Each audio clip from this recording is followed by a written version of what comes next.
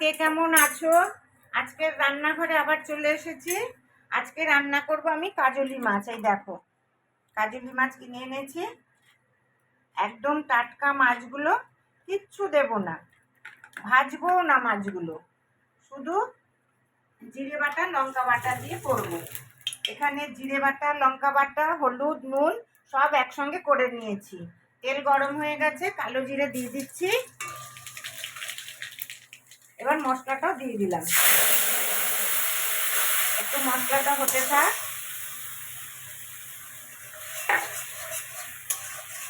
এগুলো তো খুব সূক্ষ্ম মাছ, মানে কি বলবো, আর এত দাম চিন্তা করার মতো না, মানে ইলিশ মাছকেও ছুঁয়ে যায়।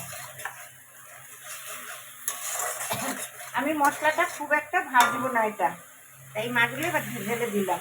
দেখো,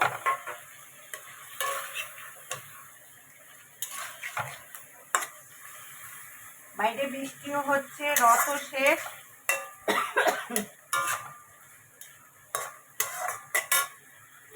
বাবা রে,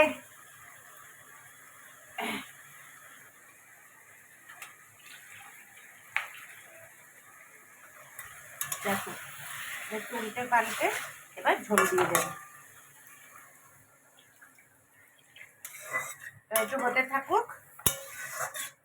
দেখো এরকম হয়েছে, আমি দুটো কাঁচা লঙ্কা দিয়ে দিলাম। হ্যাঁ, তা হতে থাক, তোমরা দেখতে থাকো। আমার কাজলি মাছের ঝোলটা এরকম হয়েছে, একটু মিষ্টি দেব।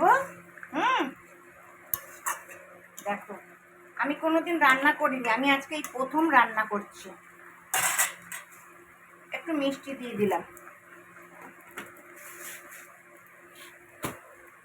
একটু ধনে পাতা দেব, আর একটু হোক,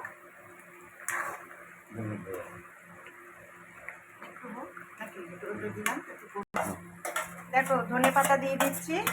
এই মাছে একটু ধনে পাতাই লাগে, এই মাছ কিন্তু ভাজা করে না বা কোনো সবজিও দেওয়া হয় না, এরকম ভাবে রান্না করতে হয়।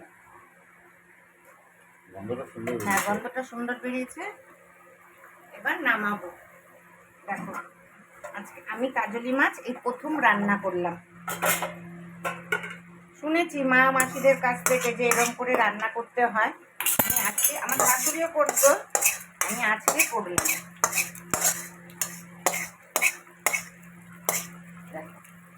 তোমরা এইভাবে কাজলি মাছ রান্না করো, যারা যারা রান্না করো, জানি আজকাল সবাই জানে রান্না করতে, তাই এরকম করে রান্না করো। আমাকে ভালো ভালো কমেন্টস করো, লাইক করো, শেয়ার করো, আর আমার চ্যানেলকে সাবস্ক্রাইব করো। আর সেদিন যে ছোলা আলুর তরকারিটা করেছিলাম, সবাই ভালো বলেছে। আমার ভাই বলছে অনেক দিন পর আমার মার মতন তরকারিটা করেছিস, মাঝে মাঝে তো করতে পারিস। ও খুব ভালো খেয়েছে, জানো তো, আমিও নিজে জানতাম না যে আমার আলু ছোলার তরকারিটা এত ভালো হবে। তাহলে এই বলে রাখছি, সবাই ভালো থেকো, সুস্থ থেকো, নমস্কার।